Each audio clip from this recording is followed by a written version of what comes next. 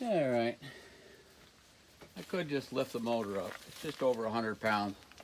But at least this way, it can be hanging and dangle while we make fine adjustments.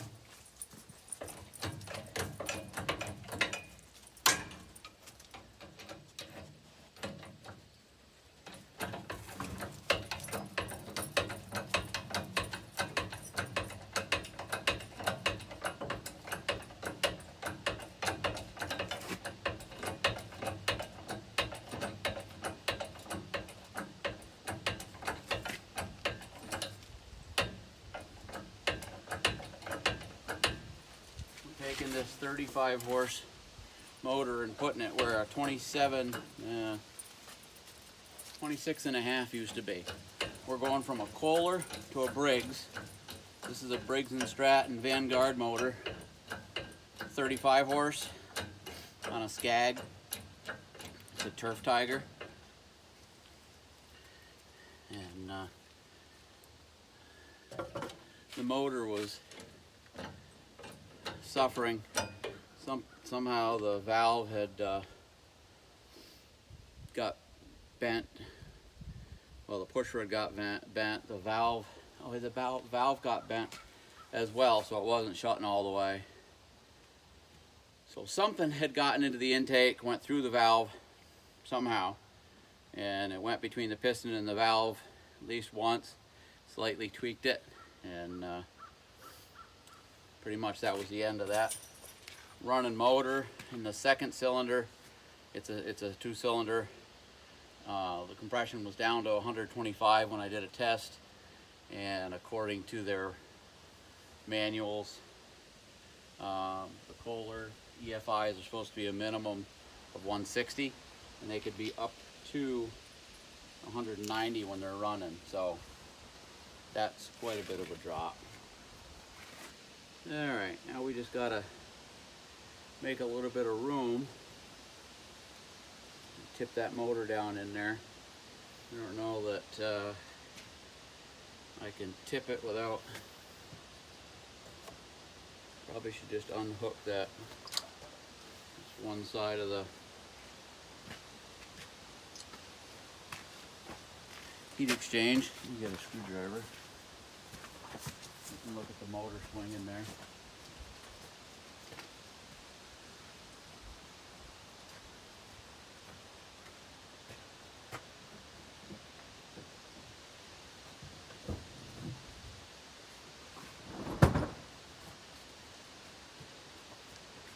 Just so happens that the way everything's parked, can't walk between the truck and the snowmobile trailer. And everything that I want was on the other side.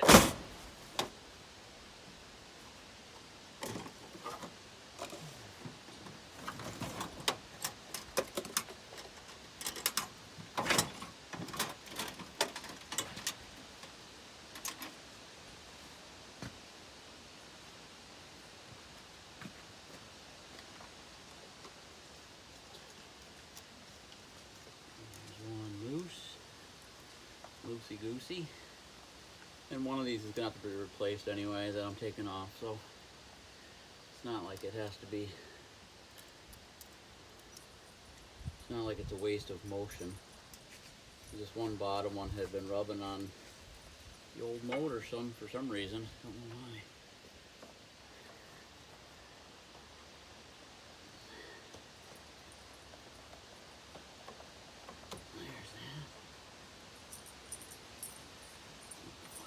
Plug that with.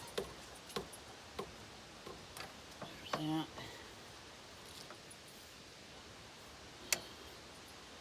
Hopefully we stand that up, she won't leak out. There we go. This one here is the one that has to be replaced. There we go. That might give us the room we need to set her down in there.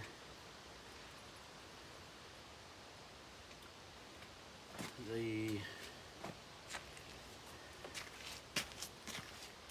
starter wire, okay, still in the same place, so that's a good thing.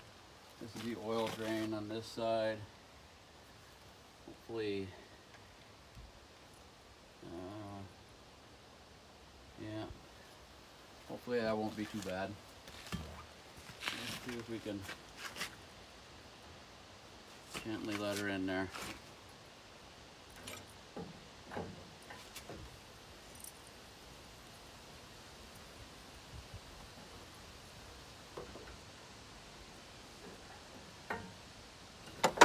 Yeah. Gentle is the key word. Yeah, that was better. We need just a smidge more room, and you might be able to get it by tipping in. That looks like it might be big enough. Might have to take more of the machine apart.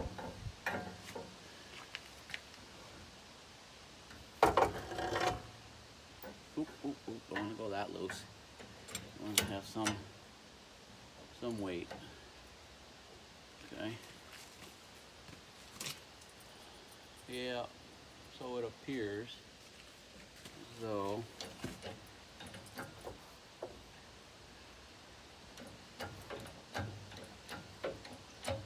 and up to there. Yeah, we'll have to take that plate off there to get her down in. While Lily looks at the mailman going by.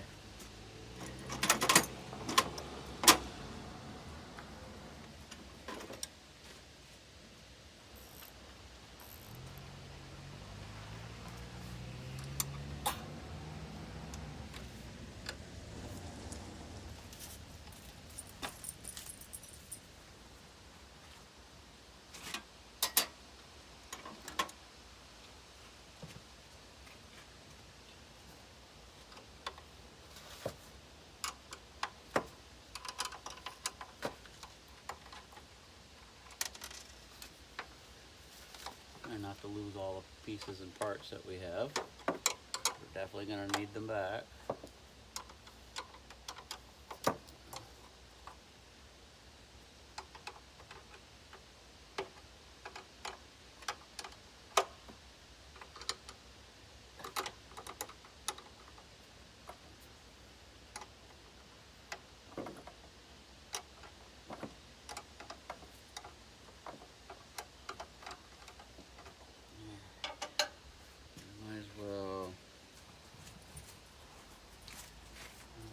If I just pull up just a little,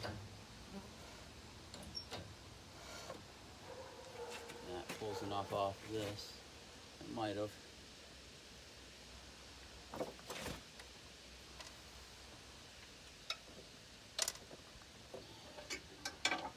Might have been enough.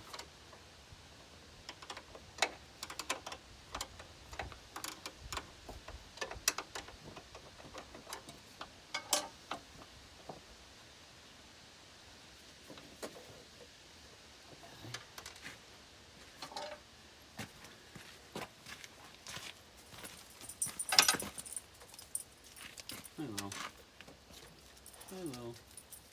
Okay.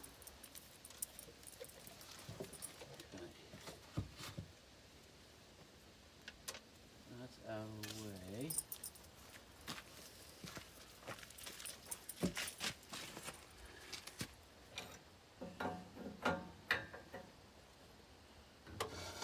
There we go. That looks better. Just a tight little squeeze. Go down about 2 or 3 inches. And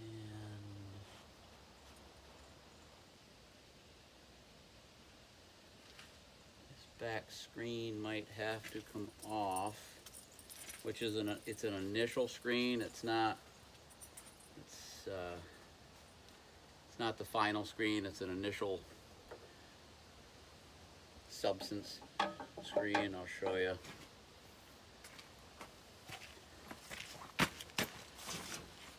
It's like a pre-filter, but it's a screen. So you see how this is already touching here. and that's going to be bolted to that plate. See how that's right there, and we're just going to have to take this big piece off here and leave that inside one, because we still have to go down at least 2 inches. So let's get that off and I'll come back. Pre-bath. Dirty girl.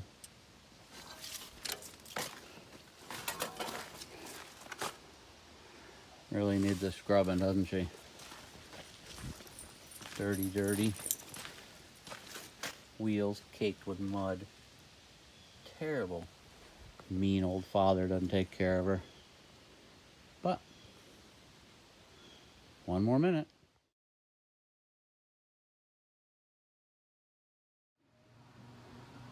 So we're back. We ended up moving the motor backwards. Moved this mount forward from here to here. That's gonna clear up the cooler. I had to take out like this much here on the bottom of it to make it fit in there. Down in there. Had to use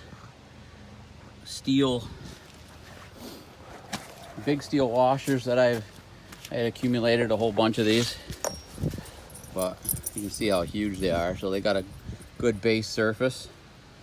The magic number seemed to be 7. You can kind of see there's one of the mounts there. I had to use solid steel blocks underneath part of that because of the arm that came forward. That arm there.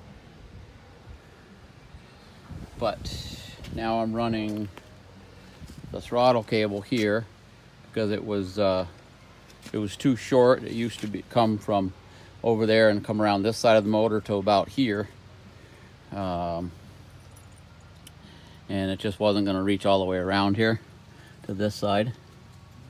So that's where we're at. Had to cut all this out. This used to be solid across here. And the motor, of course, was down a few inches. But the original belt seemed to work pretty good. The tensioner's not fully sprung. It's got good tension on the belt. We could have probably an inch longer belt, but that one's not going to hurt. This belt here actually ended up having to be 3 inches longer, the one that drives the PTO. So we're going to get the throttle hooked up and maybe get into the wiring so that everything works off of the key there on the mower instead of there on the motor. So that's the idea. All right, and I got to replace every one of these hydraulic hoses because moving this way, they're all too short and they're all pretty dry cracked. Like you can see there, they're all that way. So now's a good time. All right, we got the muffler on. Battery was a little low. Got some gas in it. Let's see what she'll do for a first start. Hopefully it doesn't rattle all the tools onto the floor.